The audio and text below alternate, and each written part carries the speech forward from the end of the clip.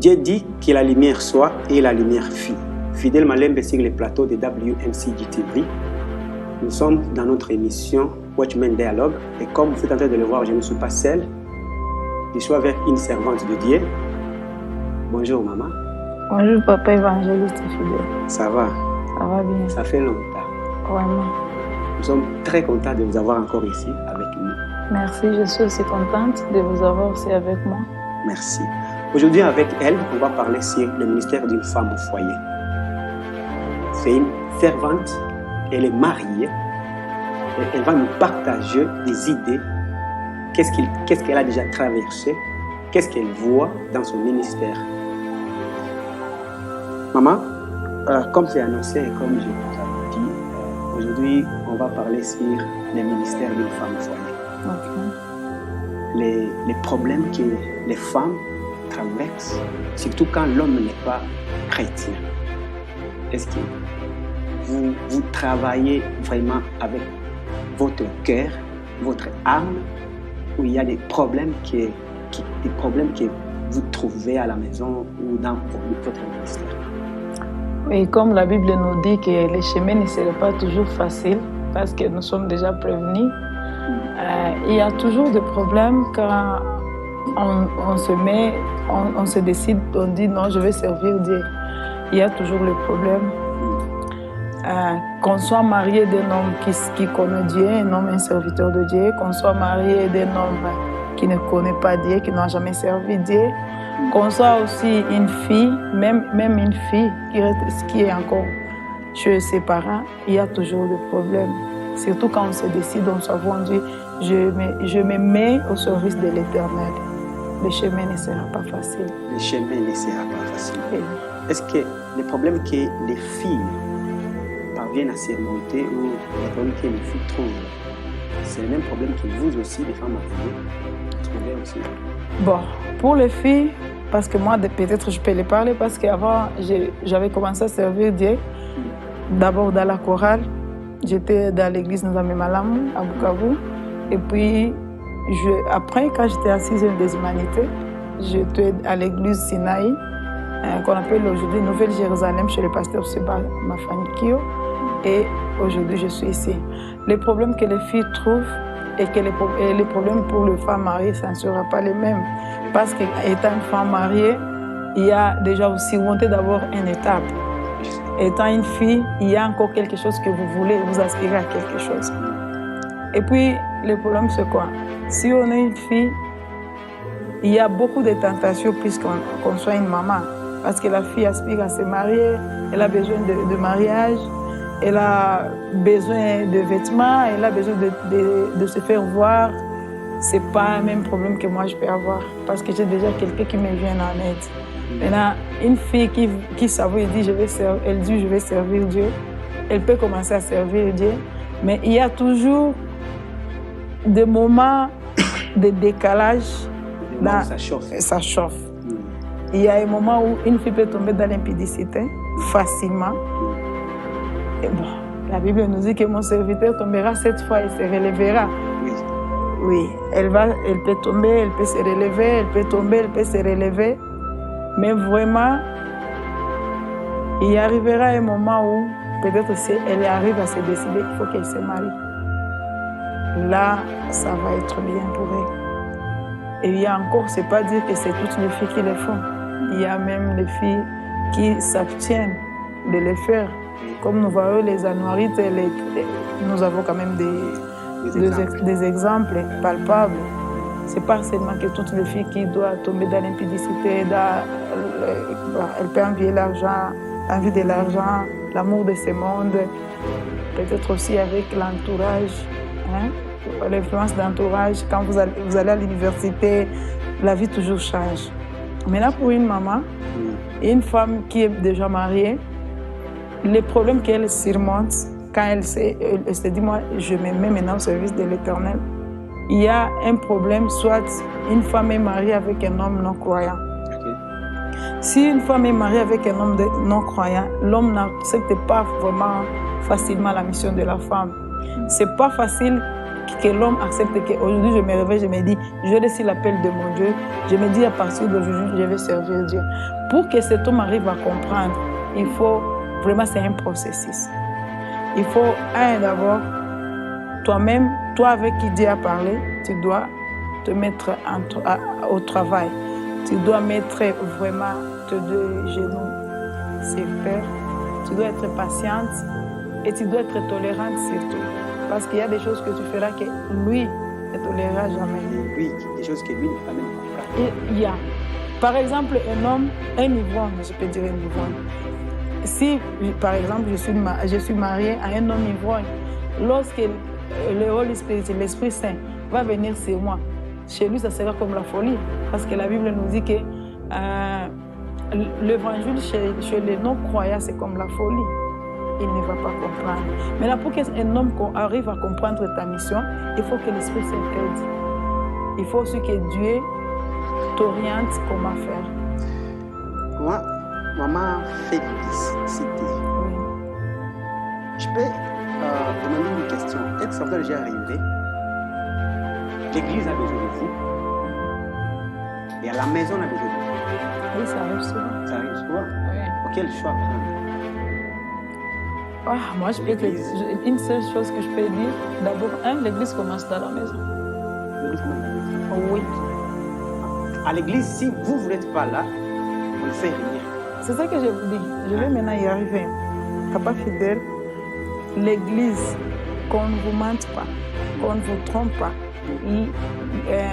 La vraie église doit commencer dans la maison. La Bible nous dit que tu ne peux pas dire que tu sers Dieu au moment où ta maison, tu n'organises pas ta maison.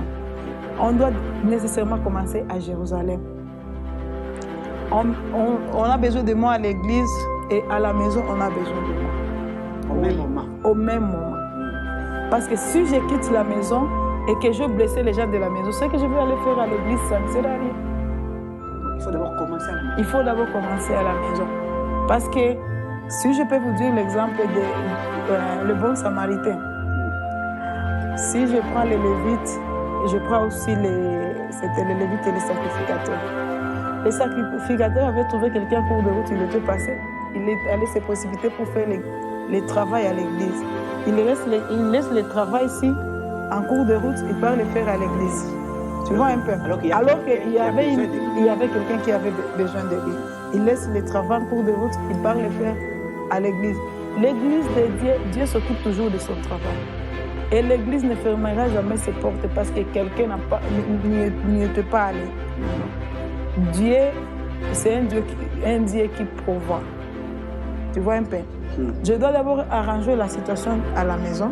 Si je termine à arranger la situation à la maison, là, je peux maintenant aller à l'église parce que j'ai d'abord fait l'église à la maison. J'ai organisé. Je ne peux pas quitter ma maison. Je blessais mon mari. Et puis là, j'ai peur de dire Alléluia, Alléluia. Et puis la Bible nous dit, avant même de donner l'offrande, il faut d'abord le laisser là-bas et aller arranger le problème avec la personne avec qui vous avez un problème. Alors, si je peux laisser le problème à la maison et aller les régler à l'église, là, je suis en train de mentir les gens. Mais on est en train de voir ces genre de choses aussi, surtout dans notre ville de Kampala, là où nous sommes. Okay. Donc, tu vois une femme, elle laisse ses enfants à la maison 2, 3, 4 jours. Il y a certaines qui vont même jusqu'à une semaine à l'église. Okay. Alors, on se pose des questions. Comment est-ce qu'à la maison là-bas, les gens vivent comment? Alors que la maman n'est pas là pendant une semaine. Tu sais une chose, il y a aussi le vagabondage. C'est ce que j'appelle aussi le vagabondage parce que... Dans la croyance? Oui, il y a le vagabondage. Il y a aussi la distraction. Okay. Moi, je dis toujours aux gens, nous devons faire la différence entre être au service de Dieu.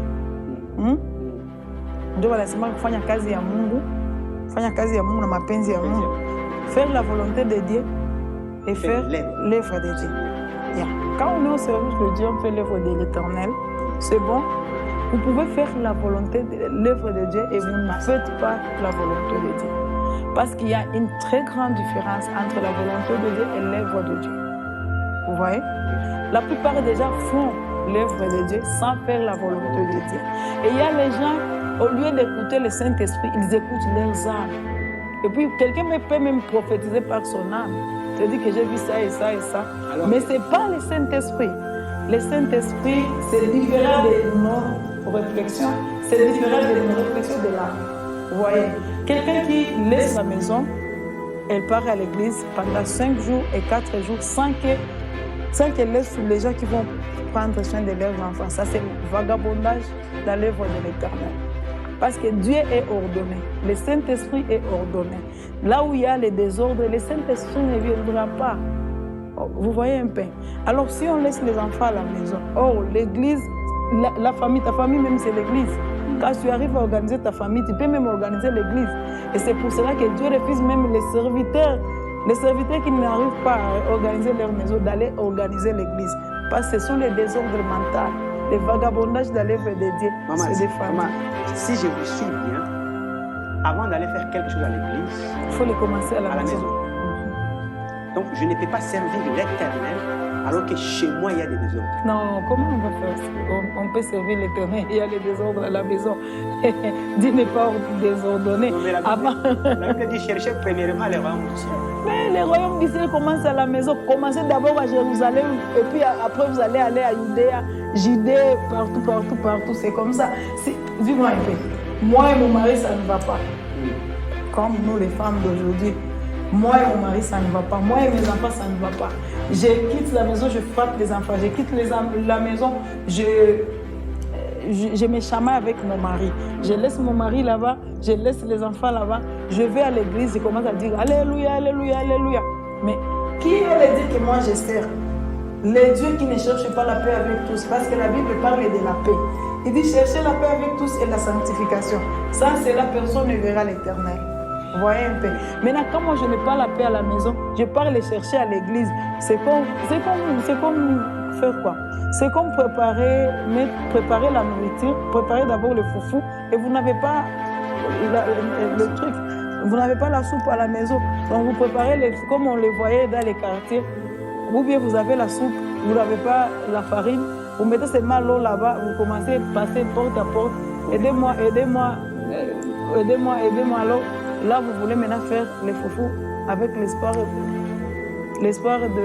trouver les foufous chez les voisins. Non. Dieu n'est pas désordonné. Donc, je dois d'abord arranger chez moi. Arrange d'abord chez toi. Cherche la paix avec les gens de l'entourage. D'abord dans ta maison, après les voisins, les entourages. Parce que quand on est bien avec les gens, vous savez, même Jésus cherchait les témoignages. Quand vous n'avez pas les témoignages, il faut savoir que quand vous n'avez pas les témoignages, c'est pas bon. Oui, les gens, c'est pas excepté que les gens ne vous aiment pas.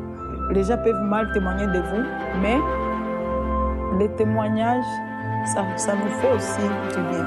Jésus aussi, un jour, il avait posé la question auprès de ses disciples. Il avait demandé, les gens de dehors, ils disent que moi, je suis qui?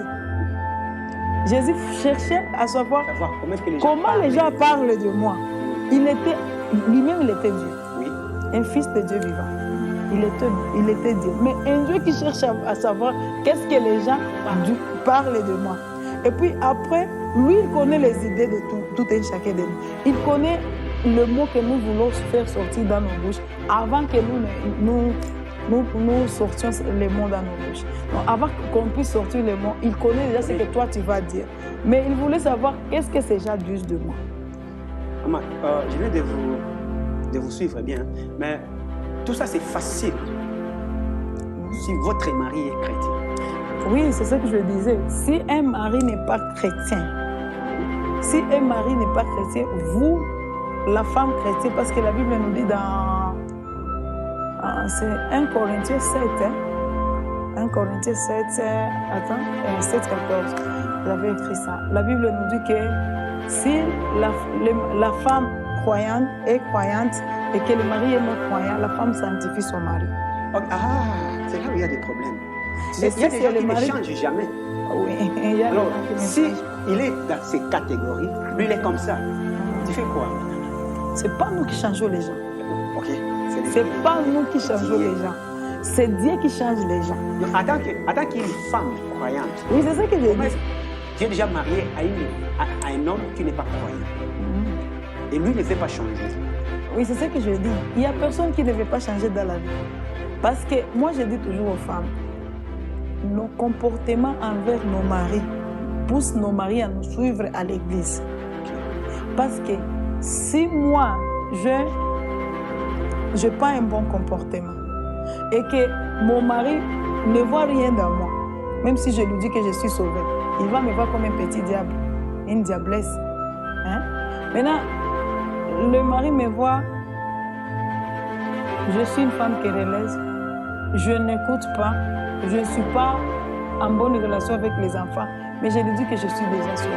Tant qu'un homme n'a pas vu les changements dans la vie de sa femme, même s'il est non-croyant, il restera toujours non-croyant. Parce qu'il va se dire, qu'est-ce qu'il y a de bon en croyant en Jésus-Christ? Parce que même la personne avec qui je vis, je partage le même lit, elle ne me montre pas qu'elle a changé, elle ne me montre pas qu'elle est croyante, elle ne m'inspire pas confiance. Elle ne me donne même pas le courage de suivre Dieu. Vous voyez. Maintenant, quand mon mari est non-croyant, qu'est-ce que je fais? D'abord, moi-même, je demande à l'Esprit Saint de m'aider, que moi-même je me change. Parce que changer les autres. Je ne peux pas dire que je vais changer l'entourage. Au moment où moi-même je reste le même comme Rabbi ne change pas. Non. Je change mon entourage lorsque moi-même je suis changée, je suis transformée. Pour que votre mari vous suive, ça dépend de votre comportement. C'est mon comportement à moi. Quand je dis que je crois à l'Éternel, que cette croyance se voie à l'église, que ça se manifeste. Et cet homme, il est non-croyant. Mon mari, par exemple, il est un pédique, il est ivrogne, il est ceci, il est cela, il est cela. Bon, moi, je ne suis pas un pédique. Moi, je garde la foi. Mais il y a un moment, mon mari peut aller à l'extérieur, il vient même à 0h, 1h, 2h. Bon, il y a les hommes qui, ils n'étaient nulle part, mais ils voulaient juste tenter ta foi. Comment tu vas réagir. Okay. Parce qu'avant, peut-être ma réaction était contraire à la réaction qu'il verra dans moi lorsque je suis déjà sauvée. Il peut partir, il peut voir quelqu'un, bon, laissez-moi aller voir mes amis.